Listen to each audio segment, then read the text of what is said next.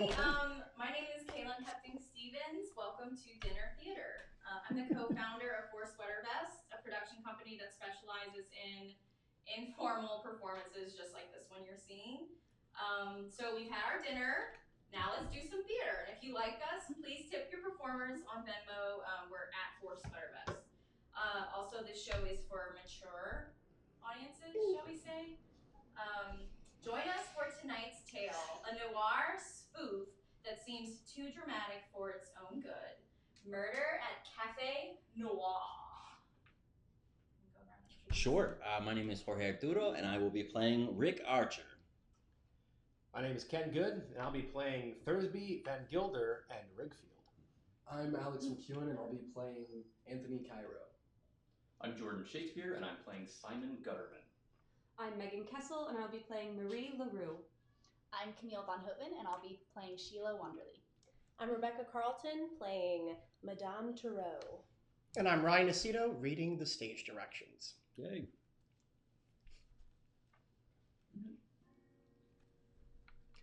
Murder at Cafe Noir. The Grenadine Islets Inquirer. Body of Andre Gavreau discovered by tourists.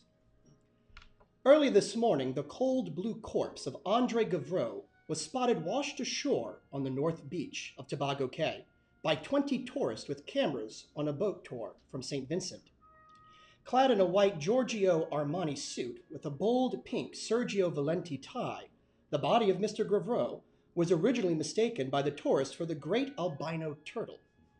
After beating off 3 hungry albatrosses, Kingston authorities retrieved the corpse and determined Mr. Gavreau had died from 2 gunshot wounds.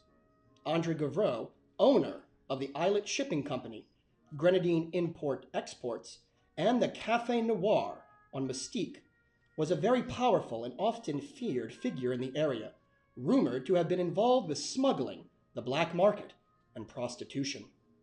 He leaves behind no immediate family, though 6 women have filed claims against his estate for child support. The Cafe Noir will remain open tonight. Drinks are half price. Scene 1.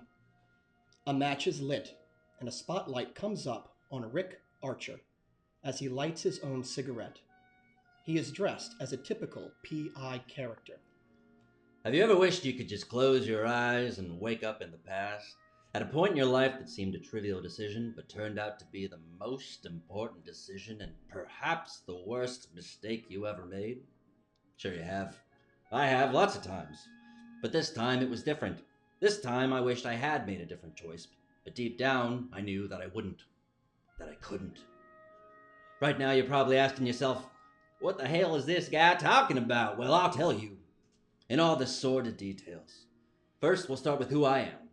That'll come in handy later. My handle is Richard Archer, but everybody calls me just plain Rick. I was weaned on TV reruns of Bogart and Mitchum movies, and after graduating last in my class at the John Jay College of Criminology, I became a private dick. You know, the sleazy guys that disgruntled spouses hire to follow their better halves. The snoops that cheap insurance companies hire to get snapshots of claimants playing athletic sports. The fools who think life could really be like those romantic movies of the 40s. Well, this time, it was. Even the way it all started with some tacky-dressed, well-to-do drunk hiring me in a bar in Reno to find his runaway daughter. He paid me 5,000 clams in advance and plied me with a picture of a dame that had more curves than the West Coast Highway. Daddy's little girl had been nursing a degree in Granada when the troops took the beach away from the sun worshippers. And after hearing about her from almost every American soldier on the island, I traced the doll to a few tiny forgotten islets in the eastern Caribbean called the Grenadines. And that's what brought me here, to Cafe Noir. It was the sleaziest club around, but then again it was the only one, and the characters that hung out there were a frightening sight. The manager was a Madame Toureau, a lady who'd seen more of the underside of life than the motion picture rating system. Here, every face had a past, every nerve strung so tight it was like a string orchestra perched at that moment before the conductor's baton swung down and started that last movement. It was here that I found my runaway. Sheila enters from the front door. She looks nervous. Sheila, you're late. I was detained Detained? by the St. Vincent Police, Madame Tarot. They've been asking me questions for hours. Actually, I'm surprised you came in at all. Thought you might be in mourning. And I thought you might be. Well, then we're both wrong. Ne sais pas. Our customers await. Let them wait. You were in such a rush to leave with Andre last night, you didn't even notice you dropped one of your earrings. Madam holds up one earring and then tosses it at her. Sheila catches it. Sheila looks at her earring, then clutches it in thought. She notices Rick staring at her. He winks. She turns and starts to walk to the back door. Rick turns to the audience. Sheila Wonderly. At least that's the name she was going by when I found her. Her real name was Shilda Schickelmeyer. I can't say I blamed her for changing it, but I got the feeling it wasn't just her name that had done a lot of the changing since Daddy saw her last.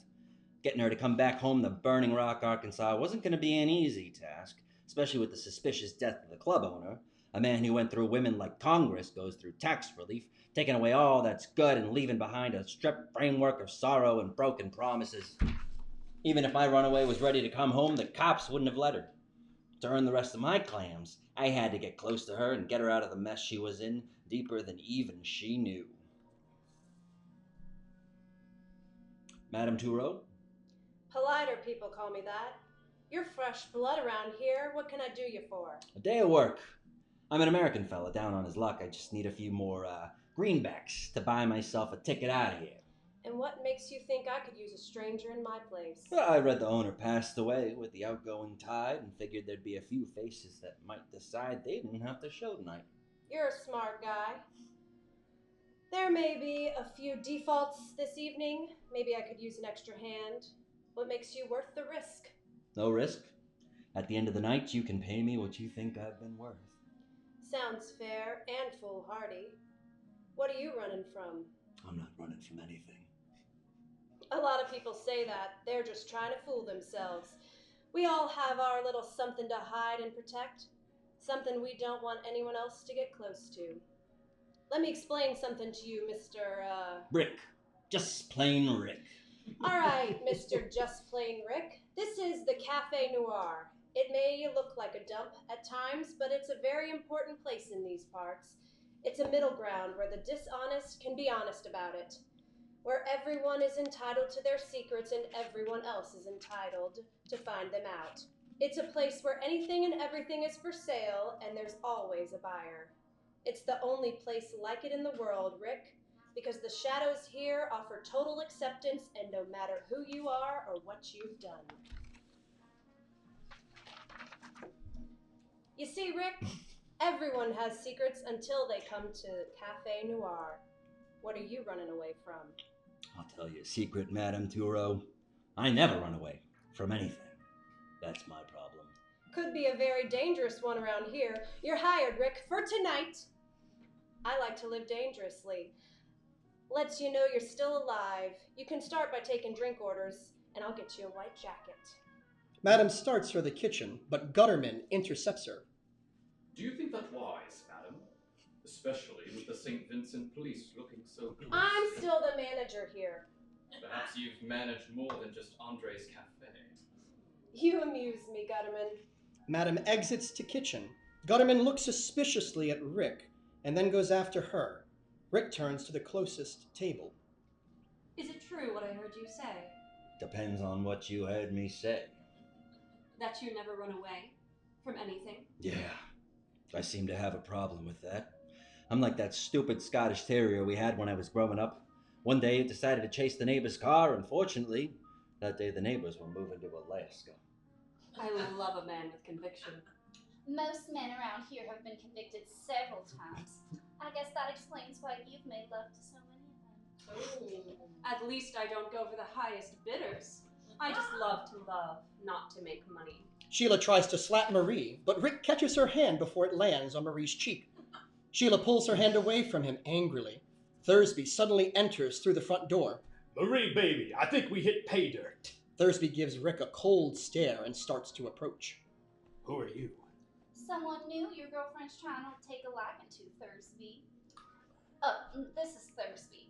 He's a 3-time offender wanted in Jamaica, Barbados, and the Bahamas for gun smuggling, manslaughter, and being a public nuisance. Thursby, meet Rick. He's a total stranger the madam just put on for the night, and your witch queen has got the evil eye for.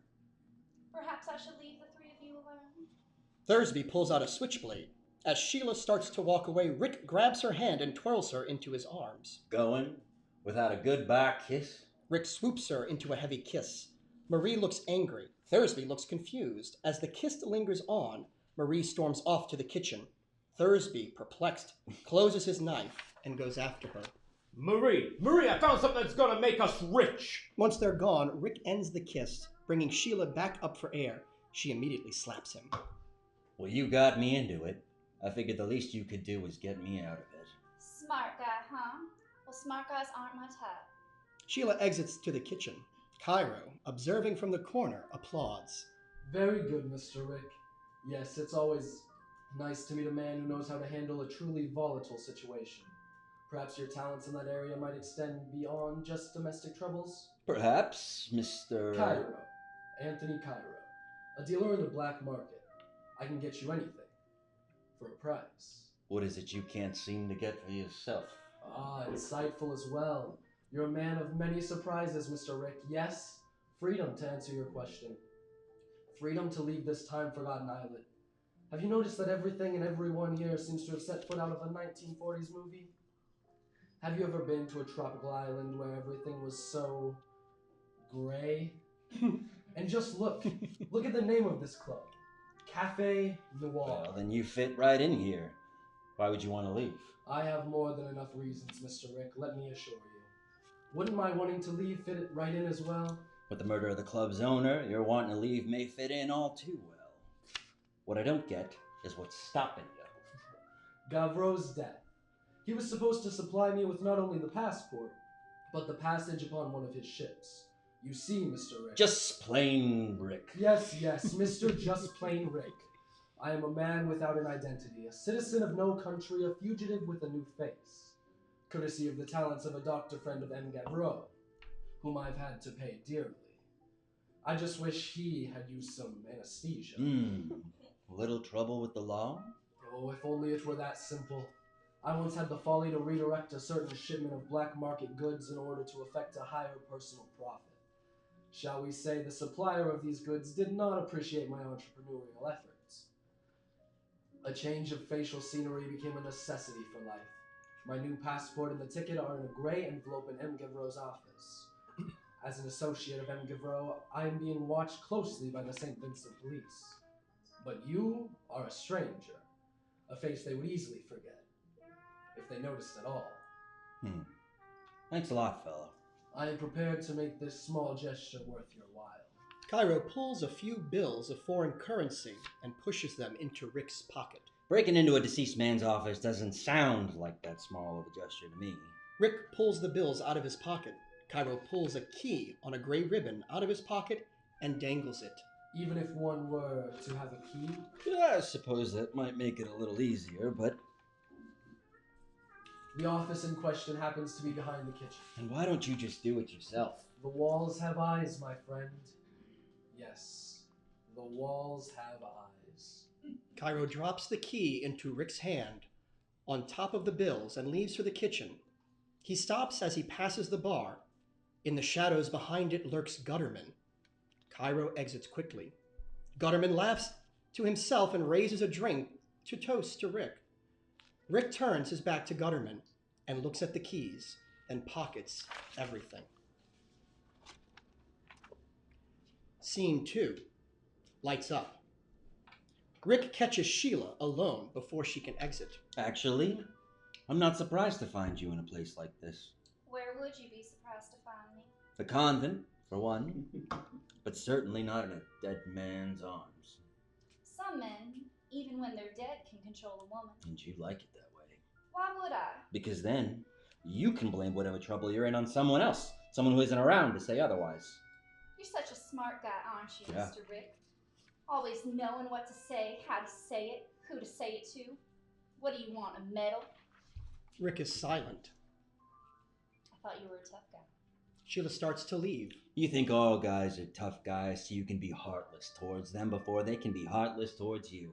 What do you know? I know you're running away, but never getting anywhere, because what you're really running away from is always right behind you. Like your shadow, only deeper.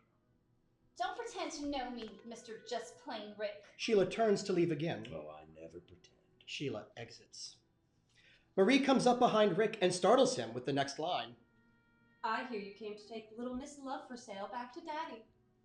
Where did you hear that? Forget about her. She's bad karma. She left with Andre last night. Part of their deal was he got her once a week. The rest of the week, he got her the biggest spenders in the Caribbean. She won't be going any further away than St. Vincent Prison. And what if she didn't do it? A lot of people in the St. Vincent Prison didn't do it. Or at least, not with the right people. You sound like you know what you're talking about, Marie. I should. My mother died in that prison, and for no other crime than that she loved the wrong man. Your father? He was a politician. White bread and British to the hilt. Then one day on a tour of the outer islets, he saw my mother and was possessed by her magic. After a bombing at a police station, my mother was arrested, even though she had been in the arms of my father at the time. My father was transferred by the British Parliament to the Falkland Islands. I was born in St. Vincent Prison, the same cell my mother died in. Soon after, it was discovered the bombing was the work of the Radical Liberté French Party. I'm sorry, Marie. Nothing can make up for the raw deal life hands us sometimes. Some of us. And your father? He doesn't even know I exist. Marie folds into his arms in tears, and just then Thursby enters. He pulls out his knife. Let go of her.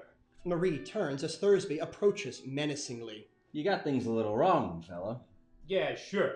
Like I got it wrong with that frog Andre. Thursby! You mean Andre Gavreau? He was always groping after her as if he didn't have enough already. Thursby takes a jab at Rick, who jumps back. Thursby, no! Now you come in here, nosing around. Thursby takes another jab at Rick, who avoids him. Thursby continues to back Rick at knife point around the room. Thursby, didn't your mother ever tell you not to play with sharp things? Thursby, please. He's insanely jealous. He doesn't know what he's saying. It's not what he's saying that's got me worried. Thursby takes another jab at Rick, who jumps back. By now, Rick is standing near the table with the radio, where there is a glass of liquid. Rick grabs the glass and throws it in Thursby's face. Thursby staggers back, raising his arms in shock. Rick grabs the hand with the knife and pulls it down, twisting Thursby's arm around his back. Madam enters. What's going on in here? Thursby was just showing me some of the dance steps he learned from West Side Story. Rick pulls the knife away from Thursby and shows it to Madame. I see. You just met his girl named Marie. Rick releases Thursby, who rubs his hand and then storms off. Marie goes after him. Well, you really do liven up a place, Just Plain Rick. Madame takes the knife from Rick. Tell me about Andre, madam. I'm sure you know more about him than anyone else, even the police. Are you the police? No, madam, I am my own man, which is the loneliest kind of all. Then why should I tell you anything? Because the longer Andre's murderer is loose, the longer the St. Vincent police have to dig deep into this place and get evidence that would close you down forever. Something they didn't do before because of Andre Gavreau's connections, I suspect. You're a very intuitive man, Mr. Rick. But why do you want to find Andre's murderer? Not for the preservation of Cafe Noir. I have my reasons. Were you and Andre a team?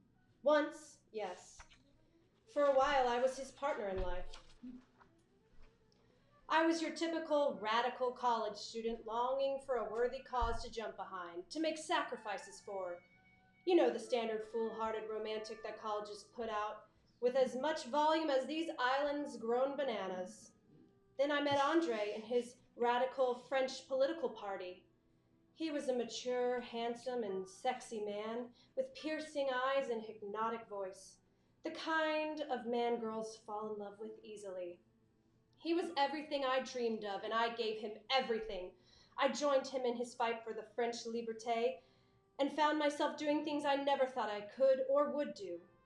Slowly, politics gave way to smuggling. The black market was much more profitable than politics, and his political connections helped his enterprise flourish.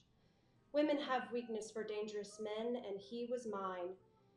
You can even surprise yourself at how far you'll go when you're hopelessly in love with someone. I never stopped loving him. But he stopped loving you. Not stopped, just changed. Gutterman enters. Madam, it is imperative I speak with you. Someone has been in Mr. Gavreau's office. Madam looks very nervous. She quickly exits. Gutterman glares at Rick and exits. The motives for Andre Gavreau's murder were coming fast and furious.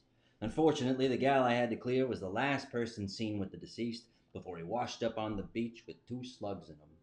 But the violently jealous Thursby looked like a pill even the St. Vincent police would swallow. Suddenly, 2 gunshots ring out. Through the front door staggers Thursby, shot in the chest. Although suddenly, it looked like Thursby swallowed some lead. Who was it, Thursby? Who? Too late. Oh, come on, Thursby, cough it up. Thursby coughs. Rick shakes his head, disappointed. Spit it out. Thursby spits. Rick looks even more annoyed. But who, Thursby? Who was it? It was.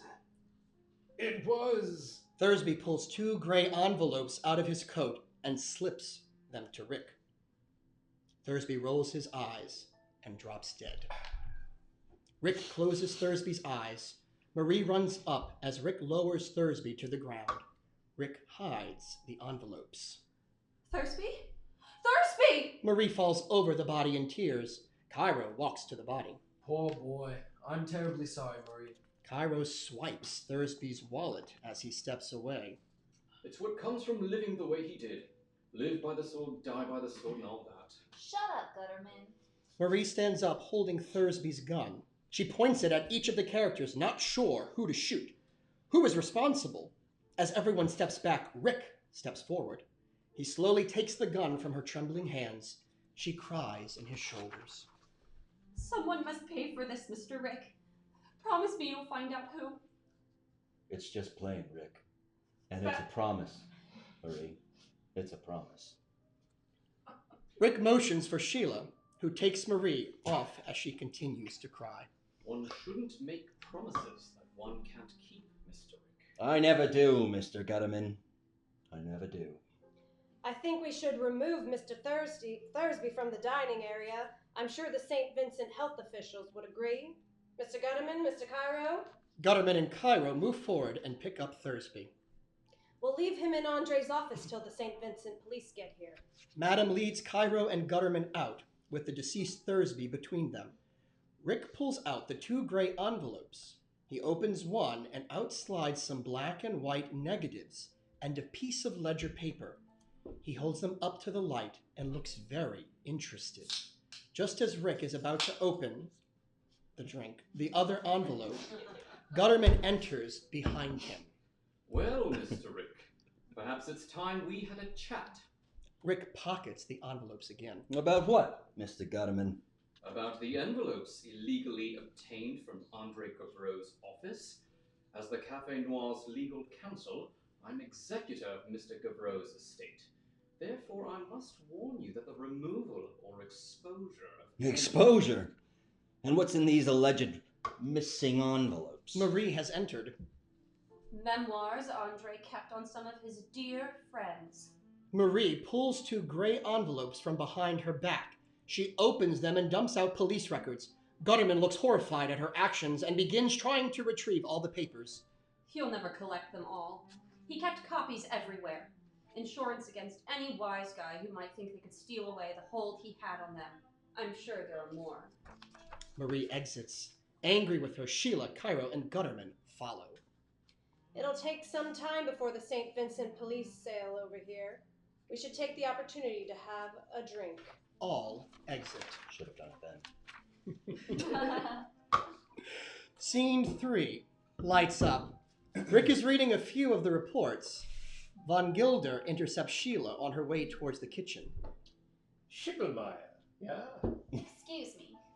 Sheila tries to get around Von Gilder, but he blocks her. Ja, their eyes, that nose. Mrs. Schickelmeier's missing daughter Nancy. My name is Sheila. Now, if you'll excuse me. Your name is Shilda. Nancy is your mother. I just left her in St. Martin, where she's recovering. She's always recovering, your mother. What do you want? It's really a question of what you don't want, isn't it? I read in their paper about the unfortunate death of Herr Gavreau. He was a business acquaintance. Then you must be a criminal. It's criminal what an impetuous girl might do to her father's reputation. Surprising what business opportunities a spur of their moment's trip might bring, yeah? My name is Sheila Wanderley. Von Gilda laughs at her. Rick comes forward and grabs him by the lapels. You listen here, slime face. If the lady says her name is Sheila Wonderly, it's Sheila Wonderly. You know, you sort of look like... Von Gilder quickly reaches into his coat, but Rick is faster, and he reaches inside Von Gilder's coat and crushes his hand. Then Rick reaches in with his other hand and pulls out a small gun. Rick continues to crush Von Gilder's hand, causing him to wince. For me, how sweet. It's a little small, don't you think? But I bet everything about a guy like you is small.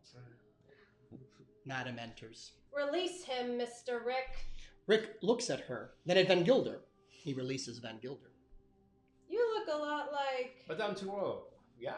Yeah, I mean, yes. And you are? Herr Van Gilder. Perhaps you've heard Andre speak of me. There is a look of recognition and worry on Madame's face. Perhaps Herr Van Gilder. Then perhaps we could talk in private. If you'll follow me. Madame exits. Van Gilder goes after her, but stops and turns to Rick. Mine gun, Mr. Rick? Sorry, it's mine now. Something I remember you are. Sorry. Von Gilder smiles menacingly at Rick and then at Sheila. He laughs and exits after the madam. You know my name's not Wanderley, don't you? Your father hired me to find you. I hope he's paying you well. He can afford it. So, what makes a rich girl like you change into Too polite to say it. What phrase do they use on TV now? Working girl, pro, streetwalker. My father's filthy rich, Ricky baby, and he got that way by promising people something no one could deliver. Salvation. My father is a big-time evangelist. Bet he didn't tell you that, did he? Actually, no. He raised me strict and narrow to be a proper little girl. Never seen, never heard. My mother and I were part of his image and image cells. Just look at political elections. But we were just image. His business always came first, and we were left alone, isolated from the rest of the sinful world. My mother became an alcoholic. My father became worried what effect she might have on me, so he sent me to college in Granada, and I became a nurse. Suddenly, I discovered a world I didn't know existed. The world I was sheltered from and therefore couldn't cope with. I became addicted to sex, got wasted on drugs, flunked out of college. I couldn't go back. Not to my pious father. So I went further into the hole he dug for me by protecting me too much. Andre got me out of a jam I got into after stowing away on board a luxury liner and making a mint on my back from wealthy retirees whose wives were busy shopping or playing shuffleboard. He even got me off drugs. He looked out for me. Rick pulls an envelope out and displays the negatives. He also blackmailed your father with those photographs. There's even a record of when he sent your father the pictures and when payments were received. Sheila looks at Rick, mad. She tries to grab the envelope, but Rick keeps it from her. And yet you loved Andre, along with a host of his friends, from what I've heard. Sheila tries to slap Rick, but he catches her hand. Sorry, sweetheart. Slapping is reserved for the ladies. Sheila pulls her hand away. No woman was a lady around Andre. He got more ass than a toilet seat at Grand Central Station. There's not a good-looking dame in this part of the Caribbean that hasn't watched the sunrise from Andre's bed. Needless to say, there were plenty of men that wanted Andre dead because of the plenty of women who found him alive. But you left with him alive last night, and this morning he washed up dead. That puts you in a tight spot. I don't like you, Mr. Rick. Just plain Rick, and sure you do. In fact, you love me. You just don't know it yet. Why in God's name would I ever love you? Because I'm gonna get you out of this mess. The one Andre and his murder got you into. Where's your shining armor? Or do you fancy yourself more of the Bogart type, and I'm your femme fatale? Forget it. You're not my type. And what exactly is your type? Von Gilder, Madame, Gutterman, and Cairo enter. Suddenly, Von Gilder falls forward. A butcher's knife is sticking out of his back. Rick dashes forward and catches Von Gilder. Hang in there, Von Gilder. Why did you come here? Who are you trying to put the touch on? It was. Von Gilder dies. But he presses something into Rick's hand as he goes. Well, Madame Tarot, looks like Andre's office will have matching bookends. Gutterman and Cairo bend down and pick up Van Gilder. Doesn't he sort of look like... Not in the least. Cairo and Gutterman exit, dragging Von Gilder between them. Do people always die when they meet you, Mr. Rick? Only when they have important information that I haven't gotten yet. So play it safe and don't keep any secrets from me. Gutterman enters. Madam, the police have arrived at the back entrance. They've requested an interview with each of us. I advise we make a minimal compliance to avoid potentially further and more damaging investigation by the authorities. Whatever you advise, Mr. Gutterman. Madam, Sheila, and Marie all exit. Rick starts to go as well, but Gutterman stops him. Mr. Rick, what a peculiar name. It's Archer. Richard Archer, but everyone seems to call me Rick. Not everyone, Mr. Archer. Perhaps now we can have that chat. Suppose it would be preferable to chatting with the St. Vincent police. Tell me, Gutterman, how do you fit in here? What did Andre have on you? Nothing, Mr. Archer. Nothing at all. If you must know, I found myself here by accident. I was a successful barrister in the courts of London, managing some of the most prestigious trusts and estates of the most established families in Britain. Yes, I may not have had the glamour of your Perry Mason, but I assure you, I was financially much better off. To this I brought one unfortunate weakness, the love of ladies. Not those self-centered young and beautiful bimbos that present society admires with awe and envy. No, no, Mr. Archer.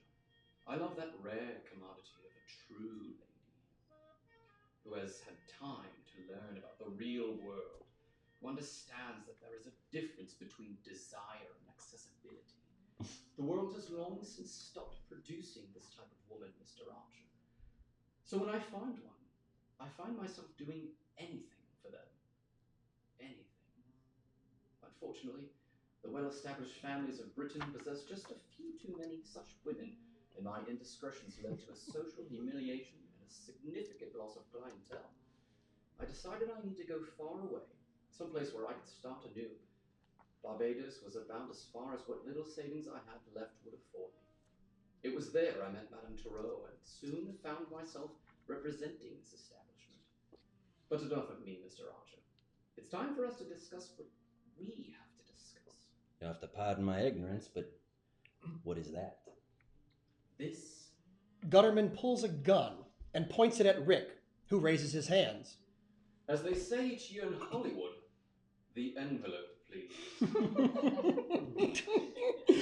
Rick reaches into his pocket and pulls out Von Gilder's gun, pointing it at Gutterman, who looks confused.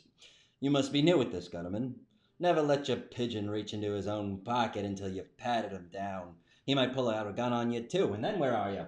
Gutterman looks nervous and moves slowly. Rick stays opposite him, both guns always trained on each other, with a table of patrons between them.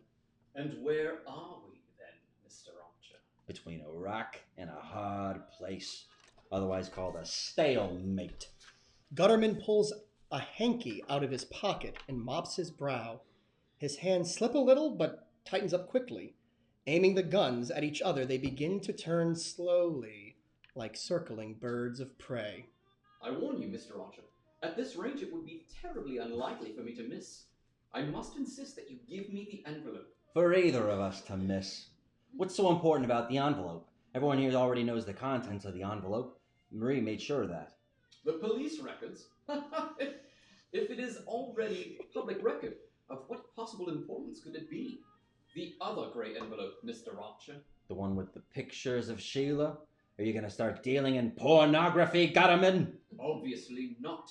that grey envelope, Mr. Archer. Well, we're running out of gray envelopes. Perhaps you should send someone over to a stationery store. Maybe you'll get something a little more colorful.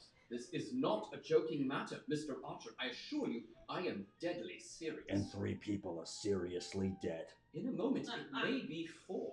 Gutterman raises his gun and aims between Rick's eyes. Rick raises his gun to between Gutterman's eyes. Gutterman continues, scared. 5? The choice is yours. Gutterman cocks his gun. Rick looks nervous. Gutterman mops his brow again. Rick reaches into his pocket and pulls out the envelope. He pauses, then Rick touches the edge of the envelope in the flame of a candle on a nearby table. As it burns, Rick drops it into a wine ice bucket beside the table. If I can't see what's inside, nobody can. Just call me a poor sport. Gutterman looks at the burning envelope, then begins to laugh. Very good, Mr. Archer. Yes, very good indeed.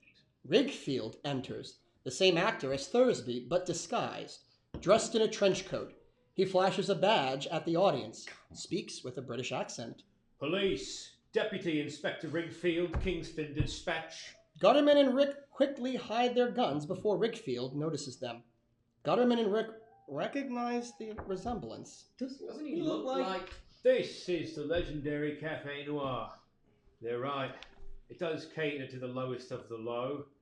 I have a few questions for you blokes. Not that I trust any of your bloody answers. Madam enters annoyed, followed by everyone else. Deputy Inspector, we have an arrangement. No police past the back office or the kitchen. We guarantee our patrons' privacy. Right. And I'd guarantee there's a lot of arrest warrants I could serve here. Dinner is the only thing being served here, Deputy Inspector, and your presence is spoiling everyone's appetite. Blackout. Scene 4. Lights up. Everyone is present. Now, Deputy Inspector, no discussion, out you go. But there's a small matter of 2 corpses in the back office that I'd say warrants some discussion. Do you have a discussion warrant, Deputy Inspector? Don't be frivolous with the law, young lady. But perhaps Miss Wonderly has a point. After all, you need a search warrant to search and an arrest warrant to make an arrest. Why not a discussion warrant to warrant a discussion? Sounds logical to me. Where's your discussion warrant, Deputy Inspector? You're all bloody balmy. Now look here. I'm a side constable and I demand some cooperation. Mr. Gutterman is our attorney and legal counsel, Deputy Inspector.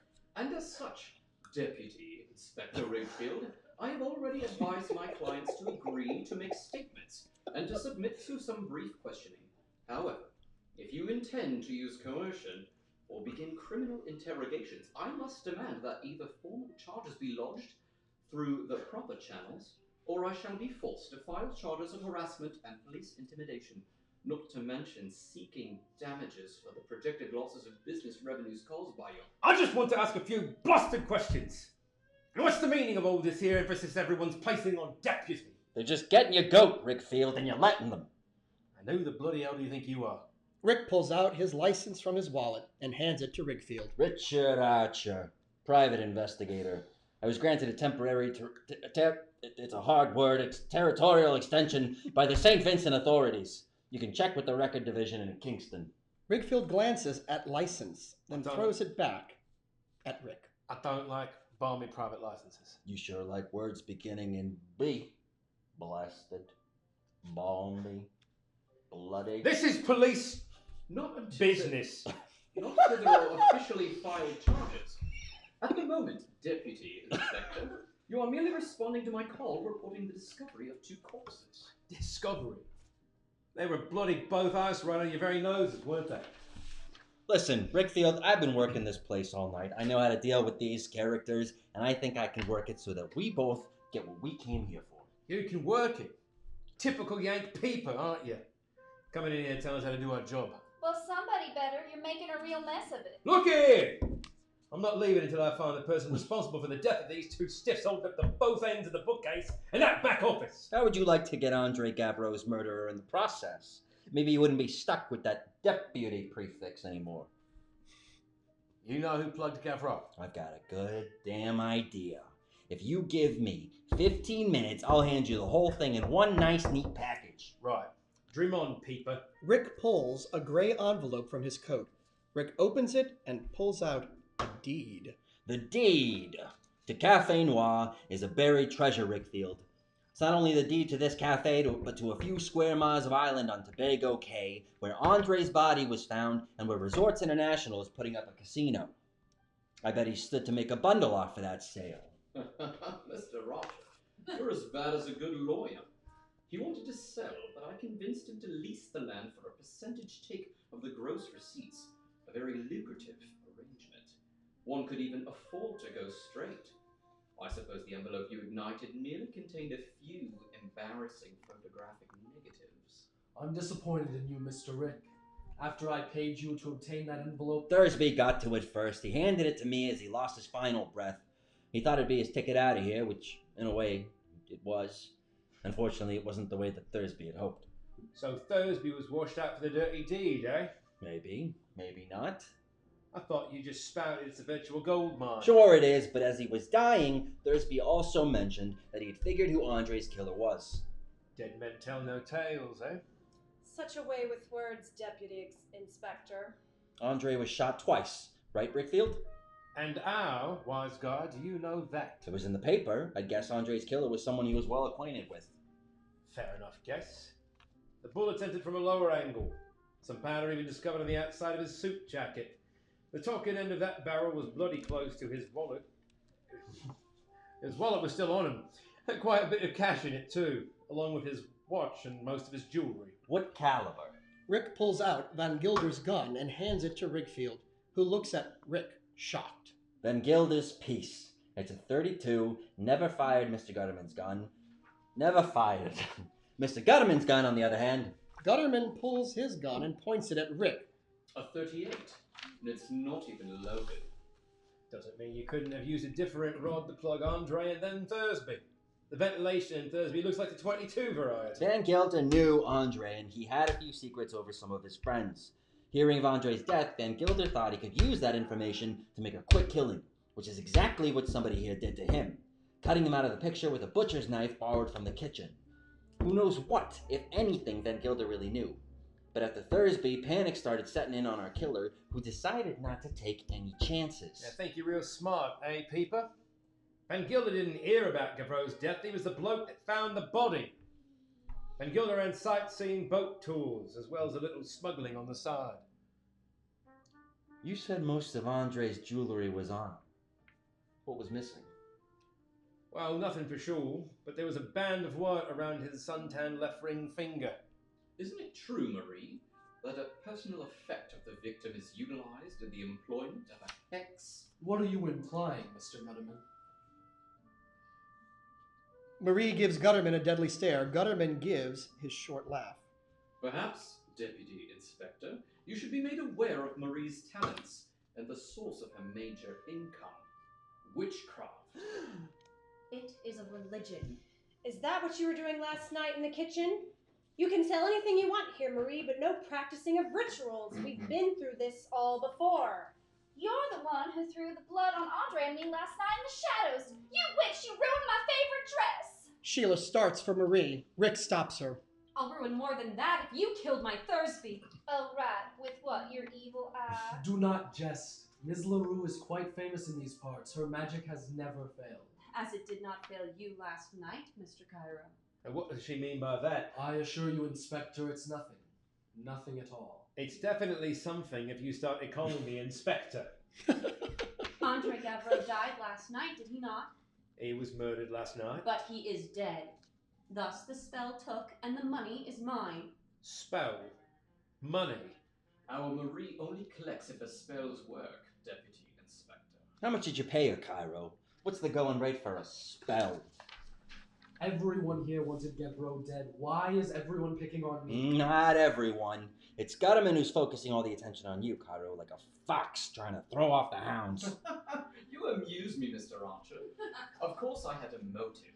So did everyone else here, including your Miss Wonderlay. But the question is, who had enough motive to bump off Thursby and Van Gilder as well? And of what importance is the thing Van Gilder slipped me as his life slipped from him?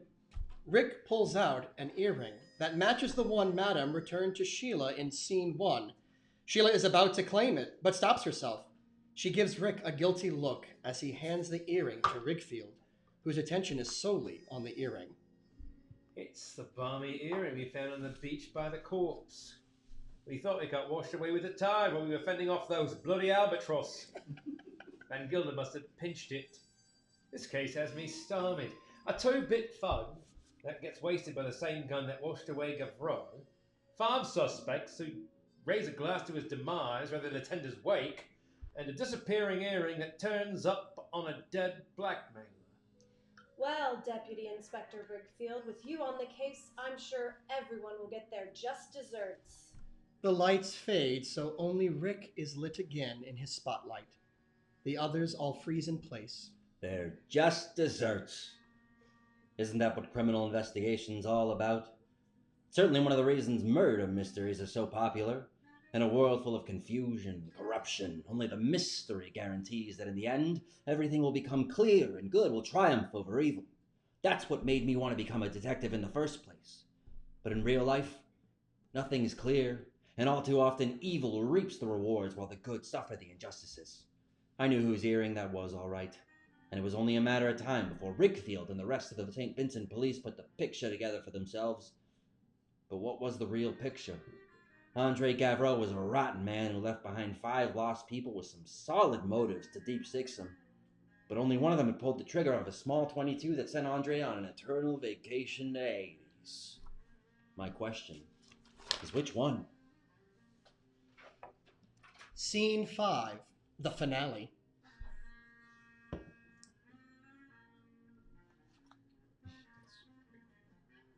Oh, Rickfield. Does anyone recognize this earring or remember who it might belong to?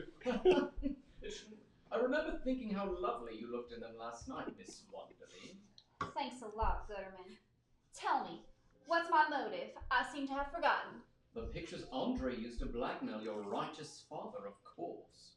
But you wanted a part of that casino deal. I set up that deal. Andre would have squandered the whole thing. But all Andre was giving you was nothing more than your simple retainer. And you, Mr. Cairo, tried everything to break Andre's hold on you, the knowledge of your true identity. Something that was never tangible but locked inside Andre's head. And you, madam, are the woman scorned, the unrequited love of the wife Andre rejected to chase after cheap peaches like Miss Wonderly, which he devoured before your very eyes night after night. And you, Marie, hated Andre because it was him and his Liberté party that bombed a police station years ago, an event that resulted in your mother's death. Any one of you could have picked up my lost earring last night and planted it on the beach right next to Andre's corpse. And you could have lost it there yourself. Come on, Rickfield. You're a smart guy. I know you figured out who the murderer is. I have. Sure, I can follow you thinking.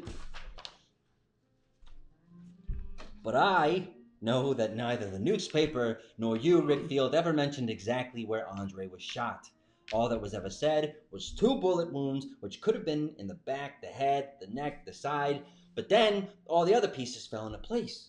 Like the person who's the last person to have left this place last night would be the most likely one to pick up a pair of lost earrings. And only that one person would stand to gain both financially and emotionally by pumping 222 slugs in Andre's chest and then bother to slip a ring off his left ring finger, his wedding ring, no doubt. You can even surprise yourself at how far you'll go when you're hopelessly in love with someone. That's what you told me earlier this evening, Madame Toureau. I guess you went pretty damn far last night, didn't you? I'm sure you'll make full inspector in no time, Deputy Inspector Rickfield. Madam pulls a small gun out and points it at Rickfield. But I'm not really cut out for prison, even on St. Vincent Island. I'm sorry, Marie. I didn't know you loved Thursby that much. Maybe if I had, I wouldn't have panicked. You're a smart guy, Mr. Rick. Do me a favor? Sure. Sheila hides behind Rick. It's hard to refuse a lady with a loaded gun. Make sure Cafe Noir stays open. There really is a place in a world messed up as this one. Madam turns the gun into her chest and fires it. Gutterman dashes to catch her and lowers her down. Madam, oh my beloved lady, why? could have gotten you off with a plea bargain. I could have tried. It is too late. The lights fade out, and the spotlight comes back up on Rick.